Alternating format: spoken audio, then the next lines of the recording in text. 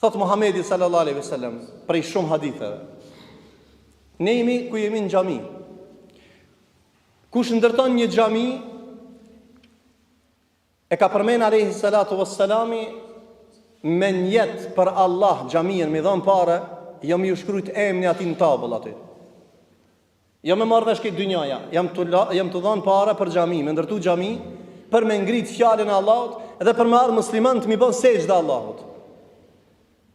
Thot pejgamberi se kush ndërton një xhami duke pas qëllim arritjen vetëm me kënaq Allahun e Madh, ai çka e kënaq Allahun nuk ka mundësi mu trishtu në ditën e Kiametit. La khaufun alehim wa lahum yahzanun. Nuk trishtohen dhe nuk mërziten në ditën e Kiametit.